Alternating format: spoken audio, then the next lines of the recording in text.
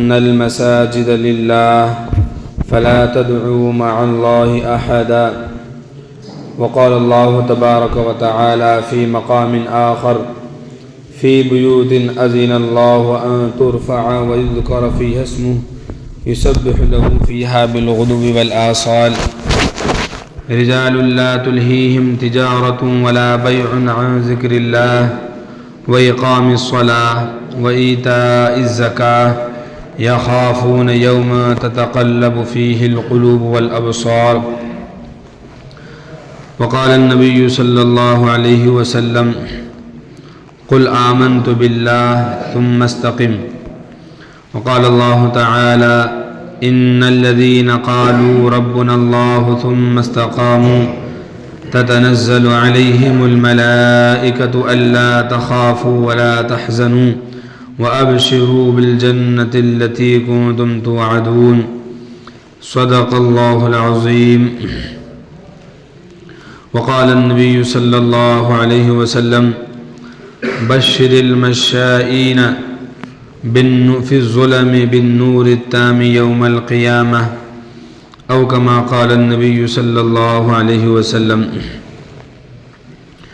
معزز اور محترم سامعین کرام عزیزوں، اللہ رب العزت نے ہم سب کو ایمان عطا فرمایا ہے، اور ایمان کی دولت بہت بڑی دولت ہے. ہم سب کو اس کا احساس کرنا چاہیے، اور ان حالات میں ہمیں اس بات کی فکر کرنا چاہیے کہ کیسے ہمارا ایمان محفوظ ہو جائے. اور ایمان کی حفاظت اتنی اہم کیوں ہے؟ کیونکہ ایمان بہت زیادہ اہم ہے. ایمان کے بغیر کسی عمل کی کوئی حیثیت نہیں. ایمان کے بغیر کوئی عمل قابل قبول نہیں ہو سکتا. قرآن پاک کے اندر اللہ تعالی نے حضور پاک صلی اللہ علیہ وسلم کو خطاب کرتے ہوئے ارشاد فرمایا: قل هل ننبئکم بالاخسرین اعمالا.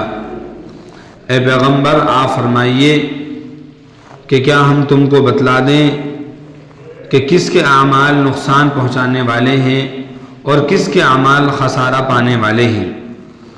یعنی عمل تو ہر کوئی کر رہا ہے، محنت ہر کوئی کر رہا ہے، مسلمان بھی محنت کرتا ہے، اعمال کرتا ہے، غیر مسلم بھی محنت کرتا ہے.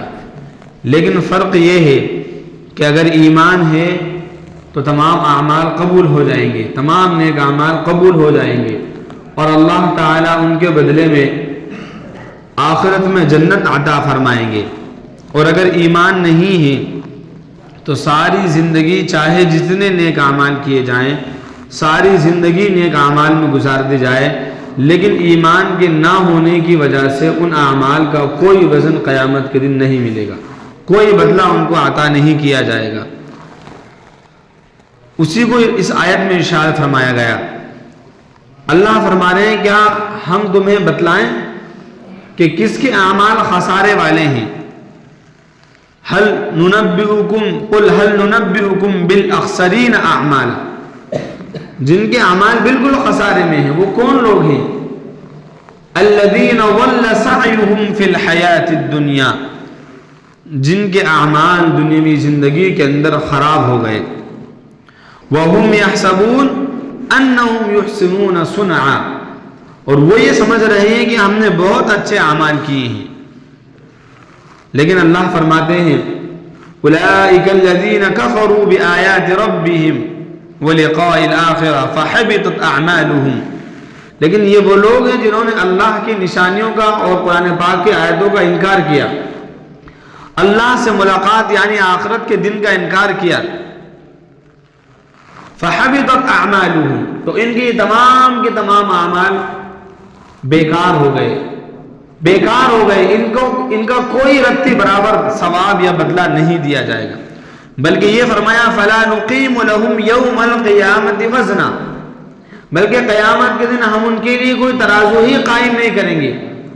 یا ترازو تو ہوگا لیکن قیامت کے دن ان کے اعمال نامے کے لیے جو اعمال ہوں گے اس کے لیے کوئی وزن نہیں ہوگا، بے وزن ان کے اعمال ہوں گے. فلا نقیم لهم یوم القیامت وزنا ذلک جزاؤهم جہنم بما کفروا واتخذوا آیاتی ورسلی ہزوا. اور یہ اس وجہ سے ہوگا کہ ان کا بدلہ جہنم اس لیے ہوگا کہ انہوں نے کفر کیا ہوا ہوگا. تو اگر کسی انسان کے پاس ایمان نہیں تو وہ نیک اعمال سے ساری دنیا کو بھر دے، اس کا کوئی عمل قابل قبول نہیں ہوگا. یہ ایمان کی قدر و قیمت ہے. آج آپ اور میں ایمان والے ہیں، ہم ایک سبحان اللہ کہیں گے تو اس کا اللہ تعالیٰ ثواب عطا فرمائیں گے. اس کو قیامت کے دن ترازو میں تولا جائے گا.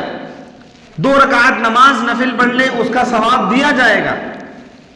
لیکن اگر کسی کے پاس ایمان نہیں ہے تو وہ ساری زندگی نیک اعمال کرتا رہے. یوں دنیا میں آپ نہیں دیکھتے لوگ کتنی محنتیں کرتے ہیں، ان کے اعتبار سے وہ نیک کام کر رہے ہیں، ان کے اعتبار سے وہ پیسہ بھی خرچ کر رہے ہیں، لاکھوں روپیہ خرچ کر رہے ہیں. بہت سے لوگ جھگڑا بھی کر رہے ہیں، سزائیں بھی جھیل رہے ہیں، پریشانیاں بھی جھیل رہے ہیں، لیکن وہ صرف اور صرف اس دنیاوی زندگی کے لیے. آخرت میں ان کے نیک اعمال کا یا ان کے اچھے اعمال کا کوئی بدلہ نہیں ملے گا، کیونکہ ایمان جیسی بنیادی چیز ان کے پاس نہیں ہے. دوسری بات، ایمان سے جو اصل کامیابی ملنے والی ہے وہ مرنے کے بعد ملے گی. اور مرنے کے بعد کی جو زندگی ہے دنیاوی زندگی کا اس کے مقابلے میں کوئی شمار ہی نہیں ہے، کوئی فیصد ہی نہیں لگا سکتے. نہ تو 1000% بنتا ہے، نہ 1 لاکھ، نہ 1 کروڑ، کیونکہ وہ تو ہمیشہ کی زندگی ہے. اور یہ زندگی ختم ہو جانے والی ہے. یہ زندگی 50 سال 60 سال عام طور پر، اور کوئی اس سے پہلے چلا جاتا ہے اور کوئی اس سے زیادہ جی لیتا ہے، لیکن ہمیشہ کوئی نہیں رہا ہے، کوئی نہیں رہا ہے. ایمان کا جو اصل صلہ ملتا ہے اور اس کے اعمال کا جو بدلہ ملتا ہے وہ مرنے کے بعد ملتا ہے. اس کو آپ یوں سمجھیں کہ ایک آدمی کے پاس 2 کاغذ ہیں. ایک کاغذ، اس کو ایک بہت لمبا سفر کرنا ہے مہینوں کا، کوئی دوسرے ملک میں اس کو جانا ہے، تو ایک کاغذ تو اس کا وہ ہے جو اس کے لیے 5-10 منٹ آدھے گھنٹے کے کام آنے کا ہے. مثال کے طور پر ایک پلیٹ فارم ٹکٹ اس نے لیا، وہ جب تک اس پلیٹ فارم پر رہے گا یہ ٹکٹ اس کے کام آئے گا. لیکن ایک اس کے پاس پاسپورٹ ہے، یہ بھی ایک کاغذ ہے، یہ جہاں بھی رہے گا یہی کاغذ اس کو جو ہے اس کی حفاظت کرے گا اور اس کے لیے ثبوت ہوگا.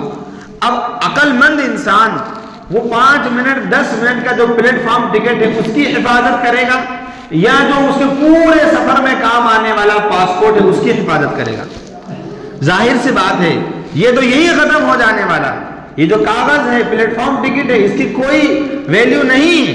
لیکن جو اصل آپ کا ٹکٹ ہے، جو اصل آپ کا کاغذ ہے، اس کی اصل ویلیو ہے جو پورے سفر میں آپ کا ساتھ دینے والا ہے. ایسے ہی ایمان ہے جو آخرت میں کام آنے والا ہے. یہ ایک ایسا ٹکٹ ہے، ایسا کاغذ ہے، ایسا دستاویز ہے جو دنیا میں اور دنیا کے بعد، مرنے کے بعد قبر میں، اور قبر کے بعد حشر میں، اور حشر کے بعد جنت میں لے جانے تک کام آنے والی چیز ہے. افسوس کی بات یہ ہے کہ ایمان والوں کو ایمان کی قدر نہیں ہے. وہ سمجھ نہیں پا رہے کہ ہمارے پاس کتنی قیمتی دولت ہے. ایک آدمی کے پاس کئی طرح کی دولتیں ہوں. کسی کے پاس، ایک آدمی کے پاس روپیہ ہے، اور اس کے پاس چاندی بھی ہے، اور اس کے پاس سونا بھی ہے. تو ان تینوں میں سب سے زیادہ حفاظت وہ کس کی کرے گا؟ سونے کی کرے گا. اور اگر اس کے پاس ہیرا ہے تو وہ اس سونے سے بھی زیادہ اس ہیرے کی حفاظت کرے گا، کیونکہ وہ زیادہ قیمتی ہے. ایسے دنیا میں بہت ساری چیزیں ہیں. ہمارا مال ہے، ہمارا گھر ہے، کاروبار ہے، دولت ہے، مکان ہے، سب چیزیں ہیں، لیکن ان سب سے قیمتی چیز ہمارے پاس ہمارا ایمان ہے. لہذا ایمان کی حفاظت کی ہمیں سب سے زیادہ فکر کرنا چاہیے. آج کے دور میں مسلمان کے ایمان کو بگاڑنے کی اور متزلزل کرنے کی بے شمار کوششیں کی جا رہی ہیں. پورا ماحول تیار کیا جا رہا ہے. ایک تو سب سے بڑا دشمن شیطان لگا ہوا ہے. اللہ تعالیٰ نے جب شیطان کو اپنی بارگاہ سے نکال دیا تھا، اسی وقت اس نے قسم کھائی تھی کہ میں ان کو گمراہ کروں گا، میں ان کو جنت میں نہیں جانے دوں گا. اگر میں جہنمی ہوں تو میں ان کو بھی جنت میں نہیں جانے دوں گا، پوری زندگی ان کے پیچھے لگا رہوں گا. پھر شیطان کے بھی حواری ہوتے ہیں، اس کے دوست ہوتے ہیں، انسان والے بھی اور جنات والے بھی.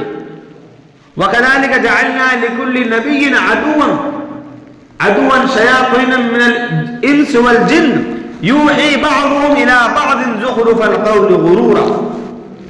اللہ فرماتے ہیں ہم نے ہر نبی کا ایک دشمن بنایا شیطان میں سے، اور وہ انسان بھی ہوتا ہے اور جنات میں سے بھی ہوتا ہے، اور انسان کو مقدم رکھا. جیسے ایک شیطان تو نسلی شیطان ہے، لیکن ایک شیطان وہ ہے جو انسان کے روپ میں ہے، اور وہ ان تمام شیطانوں کا مددگار ہے. وہ بھی ایمان والے کے پیچھے لگا ہوا ہے، وہ بھی ایمان والے کو ایمان سے بھٹکانے اور اس کے راستے سے ہٹا دینے کی فکر میں لگا ہے. ایمان والا اگر شرک میں مبتلا ہو جائے گا، ایمان والا اگر اللہ کی ذات کے ساتھ کسی کو شریک ٹھہرا لے گا، تو اس کا ایمان ختم ہو جائے گا اور اس کے سارے اعمال غلط ہو جائیں گے. حبطت اعمالهم فی الدنیا والآخرہ، دنیا اور آخرت میں اس کے کوئی عمل کا بدلہ نہیں دیا جائے گا. یہ جو آج کا ماحول بنایا جا رہا ہے، یوحی بعضهم الی بعض زخرف القول غرورا، دھوکہ دینے کے لیے باتوں کو توڑ مروڑ کر پیش کیا جاتا ہے. آج وہی کام میڈیا کر رہا ہے. مسلمانوں کے عقیدے کے اندر تزلزل پیدا کرنے کے لیے، ان کے ایمان و یقین کے اندر کھوٹ پیدا کرنے کے لیے ہر طرح کی محنتیں کی جا رہی ہیں. پورا ماحول تیار کیا گیا، اور اس پورے ماحول سے کا حاصل یہ ہے کہ ایمان والے کے اندر شرک پیدا ہو جائے، شرک پیدا ہو جائے. اور مسلمان ہیں کہ تمام چیزوں پر اس کی توجہ ہے، لیکن جو سب سے زیادہ قیمتی چیز اس کے پاس ایمان ہے، اس ایمان کی اس کے پاس حفاظت کی کوئی فکر اس کے نہیں ہے. آخر تک ایمان کی حفاظت کی فکر کرنا ہے. کوئی اس سے اچھوتا نہیں رہ سکتا، کوئی یہ ضمانت نہیں لے سکتا کہ میں ایمان پر ہی میرا خاتمہ ہوگا. حضرت امام احمد ابن حنبل رحمۃ اللہ علیہ، سب نے نام سنا ہوگا، 4 اماموں میں سے ایک امام ہیں، اور پورے سعودی عربیہ کے اندر انہی کی اقتداء کرنے والے لوگ ہیں، انہی کی تقلید کرنے والے لوگ ہیں. بہت بڑے امام جنہوں نے مسئلہ خلق قرآن پر بڑی قربانی دی، جیل بھی گئے، لیکن انہوں نے قرآن پاک کو مخلوق نہیں کہا. ایک زمانے میں ایک مسئلہ اٹھا تھا، بادشاہ کا مسلک یہ تھا کہ قرآن پاک کو مخلوق کہو. انہوں نے بادشاہ کی مخالفت کی اور ان کو کوڑے مارے گئے، جیل میں بند کر دیا گیا، لیکن انہوں نے اس بات کو نہیں مانا. انہوں نے کہا کہ قرآن پاک تو اللہ کی ذات سے نکلا ہوا کلام ہے، یہ مخلوق نہیں ہو سکتا. مخلوق تو سب ختم ہوگی، مخلوق تو فنا ہو جائے گی، اور قرآن مخلوق نہیں ہے، یہ فنا نہیں ہو سکتا. بہرحال تو امام احمد بن حنبل اتنے بڑے امام، ساری زندگی ان کی جو ہے باقاعدہ مسند احمد ہے، حدیث کی بڑی بڑی کتابیں ہیں، اور دنیا میں لاکھوں لوگ جو ہے ان کے حنفی جو فقہ کے اعتبار سے ان کی اتباع کرتے ہیں، ان کو حنبلی المسلک کہا جاتا ہے. بات یہ ہے کہ امام احمد بن حنبل رحمۃ اللہ علیہ کا آخری وقت ہے. آپ غور کیجئے ایمان کے بارے میں، بالکل آخری وقت ہے، اور ان کے جو شاگرد، ان کے چاہنے والے بڑے بڑے اللہ والے ان کے پاس بیٹھے ہوئے ہیں، اور وہ یہ چاہ رہے ہیں کہ حدیث کے اندر آتا ہے لقینوا موتاکم لا الہ الا اللہ، جو دنیا سے جا رہا ہو، مرنے والا ہو، اس کے پاس بیٹھ کر تم لا الہ الا اللہ کی تلقین کرو. یعنی ایسا ماحول بنا دو کہ اس کو بھی یہ سمجھ میں آئے کہ مجھے بھی کلمہ پڑھنا چاہیے. اس کو پکا کر کے جھنجھوڑنا نہیں چاہیے کہ تم کلمہ پڑھو، کیونکہ بعض مرتبہ موت کی بڑی شدت ہوتی ہے، بڑی تکلیف ہوتی ہے، اور وہ غصے میں کچھ غلط بات بول دے، کلمے کے بجائے وہ کچھ غلط بات بول دے، کسی کو گالی بک دے، الٹا بول دے، اور اسی وقت میں اس کی موت واقع ہو جائے، تو اس کلمے کے ساتھ وہ دنیا سے رخصت ہو جائے گا.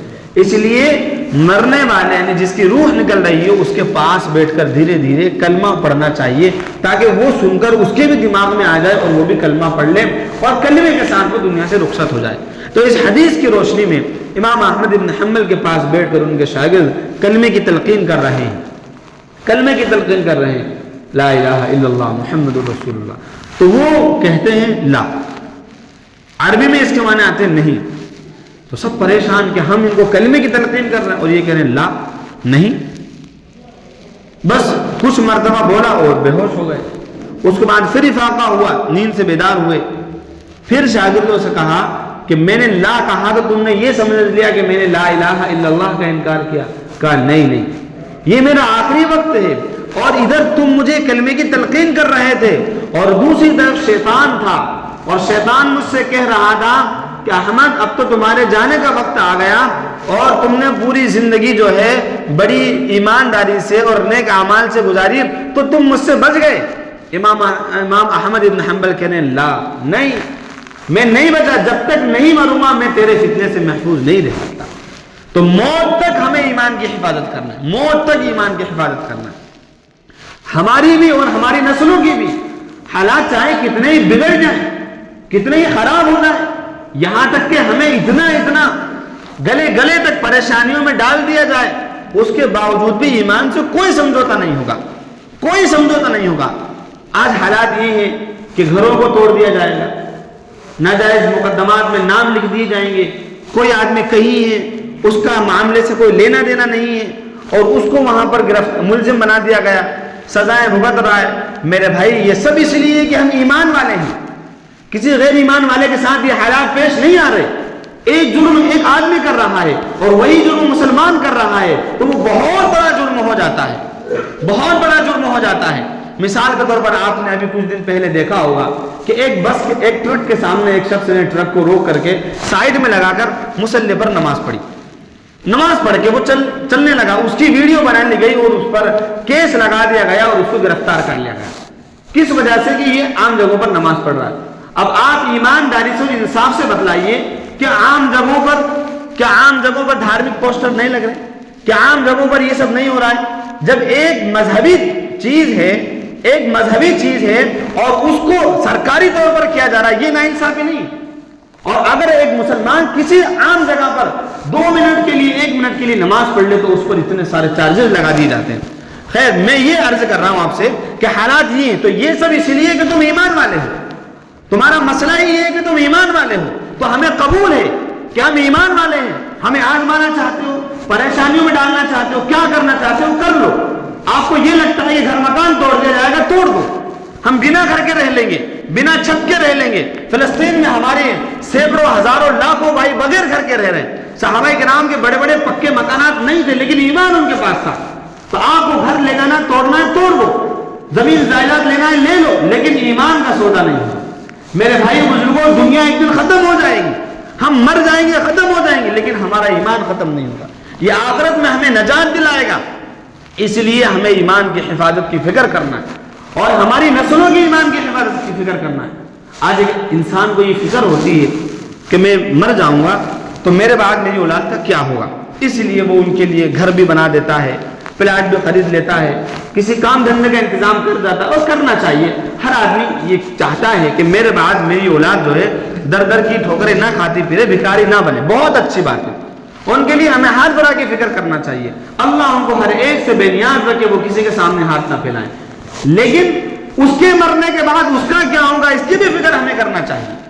ہمارے مرنے کے بعد اس کی فکر ہم نے کر لی کہ اس کا کیا ہوگا، لیکن اس کے مرنے کے بعد اس کا کیا ہوگا اس کی بھی ہمیں فکر کرنا چاہیے، کیونکہ جب وہ مرے گا تو وہ جائیداد، وہ زمین، وہ دولت اس کے ساتھ نہیں جائے گی، اس سے اس کے ایمان کے بارے میں سوال ہوگا۔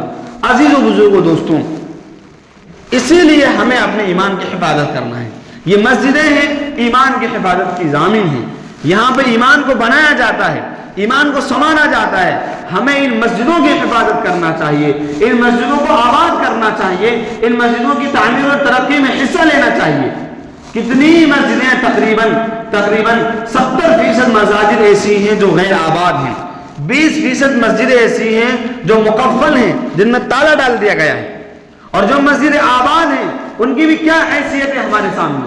ان کو نمازی نہیں مل رہے، قرآن پاک کی تلاوت کرنے والے نہیں مل رہے، جبکہ ہمارے سامنے ہمارے دلوں پر خنجر گھونپ کر، ہمارے سینے میں ایک بڑا درد اور کرب پیدا کر کے ہمارے سامنے یہ ہو رہا ہے کہ جس جگہ پر مسجد کی وہاں مندر تعمیر کیا جا رہا ہے۔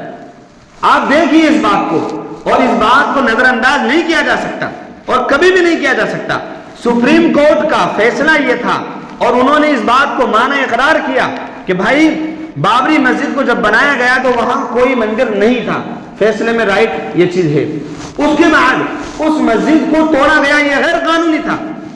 جنہوں نے مورتیاں رکھنا اس مسجد میں یہ مجرمانہ عمل تھا، اور جن لوگوں نے مسجد کو توڑا وہ مجرم تھے، ان پر کیس چلایا جائے، لیکن ان تمام باتوں کے باوجود بہت سارے لوگ یہ چاہتے ہیں کہ یہاں پر ان کا مندر تعمیر کر دیا جائے، تو وہ ان کو دے دیا جائے، اور دے دیا۔ اور مسلمان نے کورٹ کا احترام اور انصاف کی امید رکھتے ہوئے، حالانکہ انصاف نہیں ہوا، فیصلہ آیا، انصاف نہیں آیا، صاف بات ہے، فیصلہ ضرور آیا ہے، انصاف نہیں آیا، کیونکہ خود اس فیصلے میں یہ بات موجود ہے کہ ہم انصاف نہیں کر رہے، زمین کسی کی ہم دے کسی اور کو رہیں۔ مسلمان نے کورٹ کا احترام کیا اور کوئی واویلا نہیں مچایا، کوئی نہیں مچایا، لیکن ٹھیک ہے ہماری مسجد چلی گئی، اللہ جانتا ہے، دنیا جانتی ہے کہ یہ انصاف کا قتل ہوا، عدالتوں پر لوگوں کا بھروسہ کم ہوا، جو لوگ انصاف کی بھیک کے لیے جایا کرتے تھے عدالتوں میں وہ سمجھ گئے کہ یہاں انصاف کم اور فیصلے زیادہ ہوا کرتے ہیں۔ اس کے باوجود ہمیں یہ سمجھنا چاہیے کہ ہم جو ہمارے پاس مساجدیں ہیں، ان مساجد کی تعمیر و ترقی کی ہم فکر کریں، ان کو آباد کر لیں۔ حالانکہ بابری مسجد تو 1949 میں جا چکے تھی ہمارے ہاتھوں سے، اگرچہ اس کا ڈھانچہ موجود تھا، لیکن جس دن سے اس میں مورتی رکھی گئی اور پھر 88 میں یا کب جب اس کا دروازہ کھول دیا گیا اور سب لوگوں کو اس میں جانے کی اجازت دے دی گئی، تو بابری مسجد تو 1949 میں ہی ہمارے ہاتھوں سے جا چکی تھی، لیکن اس کا جو ایک ڈھانچہ تھا 1992 کے اندر اس کو بھی ختم کر دیا گیا اور آج اس کی جگہ پر دوسرا مندر تعمیر کیا گیا۔ یہ آپ کے پاس طاقت ہے، حکومت آپ جو چاہے کریں، لیکن یاد رکھیے ہمیں اپنے ایمان کی حفاظت کرنا ہے۔ ایسا ماحول بنایا جا رہا ہے کہ آپ بھی شرک میں مبتلا ہو جاؤ۔ میڈیا اس طریقے سے ماحول بنایا جا رہا ہے، بھائی ہم کسی کی توہین نہیں کرتے، کوئی بھی اگر کوئی مقدس آدمی ہے، رام کوئی مقدس آدمی ہے، ہم توہین نہیں کرتے، لیکن ہم خدا نہیں مان سکتے، ہم خدا صرف اللہ کو مانیں گے، اللہ کے علاوہ ہم کسی کی جے نہیں کر سکتے، وہ چاہے کوئی کیسا ہی کیوں نہ ہو۔ یہ بالکل اسلام کا کھلا ہوا کانسیپٹ ہے، بالکل کھلی تعلیم ہے، توحید پر مبنی ہے کہ ہم صرف اور صرف خدا تعالیٰ کو، اللہ ہی کو خدا مانیں گے۔ اب یہ یہاں تک بات آ رہی ہے کہ مسلمان اس تاریخ میں جب 22ویں تاریخ آئے اور اس کا افتتاح کیا جائے تو مسلمان بھی مسجدوں کے اندر 11 مرتبہ یہ کام کریں، دیپ جلائیں، گھروں میں یہ کریں۔ بھائی ہمارے دلوں میں تو خنجر بیٹھا ہوا ہے، ہم کیسے اس میں شریک ہو سکتے ہیں؟ کسی مسلمان نے مزاحمت نہیں کی، کوئی لڑنے نہیں گیا، کیونکہ آپ جو کر رہے ہیں سب کو معلوم ہے کہ غلط ہے، لیکن آپ کر رہے ہیں، آپ کی طاقت کے مطابق کر لیں، لیکن مسلمان جو اپنے ایمان پر قائم ہے وہ اس میں شامل نہیں ہو سکتا۔ اس لیے مسلمانوں کو اس ماحول میں اپنے ایمان کی حفاظت کرنا چاہیے، ایمان کی فکر کرنا چاہیے۔ یہ مسجدیں فی بیوت اذن اللہ ان ترفع ویذکر فیہا اسمہ ویسبح له فیہا بالغدو والآصال، یہ مسجدیں ایسی ہیں کہ اللہ نے حکم دیا کہ ان مسجدوں کے اندر نور ہے اور اس کے اندر تم اللہ کی تصویر کو بلند کرو، اس میں تلاوت کرو، ان ترفع ویذکر فیہا اسمہ، صبح اور شام اللہ کا نام لیا جائے، تلاوت کی جائے، نمازیں پڑھی جائیں۔ رجال لا تلہیہم تجارہ ولا بیع عن ذکر اللہ، یہ ایسے لوگ ہیں، یہ مسلمان، یہ مؤمنین ایسے لوگ ہیں جن کو اللہ کے ذکر سے، نماز سے نہ تو تجارت غفلت میں ڈالتی ہے اور نہ ہی خرید و فروخت غفلت میں ڈالتی ہے۔ لہذا خرید و فروخت کا معاملہ ہو، تجارت کا معاملہ ہو، کوئی سا بھی معاملہ ہو، ہمیں وقت پر اپنی نماز ادا کرنا ہے، جس سے مسجدیں آباد ہوں گی۔ مسجدوں کو ہمیں سیکھنے سکھانے کا سینٹر بنانا ہے، تعلیم کا مرکز بنانا ہے، ہمیں بھی مسجدوں میں آ کر سیکھنا ہے اور بچوں کو بھی مسجدوں میں لا کر کے سکھانا ہے، ان کو مرکز کی حیثیت دینا ہے۔ مسلمان صرف مسجد میں ہی جڑتا ہے، مسجد میں ہی جمع ہوتا ہے، ایسے ماحول کے اندر مسجدوں کو آباد کرنا یہ ہماری اور بڑی ذمہ داری بن جاتی ہے۔ اور ان مسجدوں سے اسلام کے تعلق سے جو غلط فہمیاں پھیلائی جاتی ہیں ان کا دفاع کرنا، اور عام لوگ جو اسلام کے بارے میں نہیں جانتے ان تک اسلام کا پیغام پہنچانے کی بھی کام انجام دیا جانا چاہیے۔ دعوت کا، غیر مسلموں تک دعوت کا کام انجام دیا جانا چاہیے۔ بلکہ میں آپ کو حضور پاک صلی اللہ علیہ وسلم کے زمانے کا ایک واقعہ بتلاتا ہوں۔ ایک صحابی حضرت ثمامہ بن اسال رضی اللہ تعالیٰ، کیا نام بولا میں نے؟ حضرت ثمامہ بن اسال، بڑے صحابی، اسلام لانے سے پہلے یہ ایک قبیلے کے بڑے لیڈر تھے اور بہت بڑے آدمی تھے۔ حضور پاک صلی اللہ علیہ وسلم نے سن 6 ہجری میں ایک مہم کا آغاز کیا کہ جو جتنے بھی بادشاہ ہیں یا بڑے بڑے لوگ ہیں ان کو خط بھیج کر کے اسلام کی دعوت دی جائے۔ چنانچہ سب کو خط بھیجا گیا.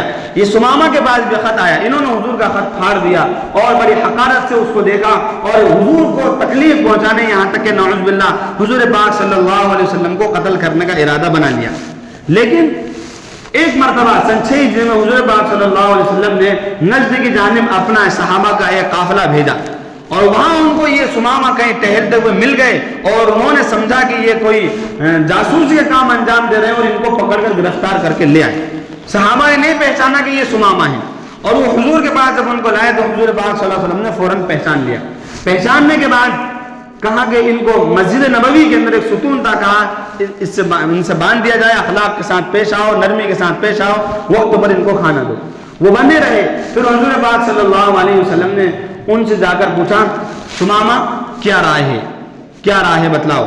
فرمایا کہ دیکھو اگر تم مجھے قتل کرنا چاہتے ہو, سمامہ کہتا ہے کہ تم مجھے قتل کرنا چاہتے ہو تو بالکل کر دو, تم ایک غیرت مند اور بڑے آدمی کو قتل کرو گے, اور اگر تم مجھے معاف کرنا چاہتے ہو تو ایک مہربان آدمی کو معاف کرو گے, اور تم مال چاہتے ہو تو جتنا چاہو گے میں تمہیں مال دے دوں گا. حضور پاک صلی اللہ علیہ وسلم مسکرائے اور چلے گئے. وہ بندے رہے, کہا ان کو کھانا بھی دینا اور ان کو مسجد میں ہی رہنے دو, سب کچھ دیکھنے دو ان کو کہ مسلمان کیا کرتے ہیں, کیا کر رہے ہیں, سب کچھ دیکھنے دو. پھر دوسرے دن حضور پاک صلی اللہ علیہ وسلم ان کے پاس تشریف لائے اور کہا سمامہ کیا رائے ہے. کہا وہی رائے ہے میری, تو یا تو مجھے قتل کرنا چاہو تو قتل کر دو, اور احسان کرنا چاہو چھوڑنا چاہو تو چھوڑ دو, مال چاہیے تو میں بہت سارا مال دے دوں. حضور پھر چلے گئے. تیسرے دن پھر آپ صلی اللہ علیہ وسلم آئے اور پھر پوچھا سمامہ کیا رائے ہے تمہاری. کہا وہی رائے ہے میری رائے نہیں بدلی, یا تو مجھے آپ قتل کرنا چاہیں قتل کر دیں, میں آپ کا قیدی ہوں, اور آپ اگر مجھے چھوڑنا چاہیں تو چھوڑ دیں, میں آپ پر بہت احسان کروں گا, جتنا مال چاہیے مال دے دوں گا. حضور پاک صلی اللہ علیہ وسلم چلے گئے اور صحابہ کو فرمایا ان کو آزاد کر دو. ان کو آزاد کر دیا اور وہ چلے گئے. مدینہ سے باہر نکلے, نخلستان میں ایک جگہ پر پانی جمع ہوا تھا, وہاں جا کر غسل کیا اور غسل کرنے کے بعد واپس آئے, اور واپس آنے کے بعد صحابہ کے مجمع کے اندر کھڑے ہو کر کے کہا اشہد ان لا الہ الا اللہ واشہد ان محمدا عبدہ ورسولہ. میں گواہی دیتا ہوں کہ اللہ کے سوا کوئی معبود نہیں, میں گواہی دیتا ہوں کہ آپ حضور پاک صلی اللہ علیہ وسلم اللہ کے رسول ہیں اور اس کے بندے ہیں. اور کہا کہ آج کے دن سے پہلے ساری دنیا میں مجھے سب سے برے انسان اور سب سے برا چہرہ آپ کا لگتا تھا, اور آج پوری دنیا میں سب سے زیادہ حسین اور خوبصورت چہرہ اور محبوب چہرہ مجھے آپ کا چہرہ لگ رہا ہے, اور آج سے پہلے مجھے دنیا میں سب سے برا اور سب سے بیکار شہر مدینہ لگتا تھا, اور آج مجھے سب سے عزیز اور سب سے محبوب اور سب سے اچھا اور پیارا شہر مدینہ شہر لگ رہا ہے. میں گواہی دیتا ہوں کہ اللہ کے سوا کوئی معبود نہیں ہے, اور میں گواہی دیتا ہوں کہ آپ اللہ کے رسول ہیں. یہ ان کے اندر تبدیلی کیوں آئی؟ مسجد کا ماحول دیکھا انہوں نے. اس لیے عزیزان ملت, بزرگوں, دوستوں, ان مسجدوں کے اندر ہم ان کو دعوتی سینٹر بنائیں, یا یہ کہ مرکز کی حیثیت سے بنائیں, قرآن پاک کو سیکھیں, سکھائیں, سیکھنے کے حلقے بنائیں, اس طریقے سے ایمان کو تازہ کریں. اور ان حالات کے اندر میں بار بار کہتا ہوں, ان حالات کے اندر ہم اپنے بھائیوں کی مدد کرنا سیکھیں, ایک دوسرے کا ہاتھ پکڑیں, اتحاد اور اتفاق کے ساتھ پیش آئیں, کسی سے دشمنی نہ نکالیں, یا آپ سے دشمنی کی وجہ سے غیروں کا ساتھ نہ دیں, یا یہ کہ مخبری نہ کریں, دلالی نہ کریں, جس کی وجہ سے ہمارے بھائیوں کو نقصان پہنچے, ان کو تکلیف پہنچے. یہ کوئی عزت دار کام نہیں ہے, یہ بے غیرتی والی بات ہے کہ ہم اپنے کسی بھائی کا نقصان کرا دیں, یا اپنی دشمنی کے چکر میں اس کو کسی غلط کام میں مبتلا کر دیں, یا ناجائز کیس میں اس کو الجھا دیا جائے. اللہ تعالیٰ کے یہاں حساب لیا جائے گا کہ تکلیف کیوں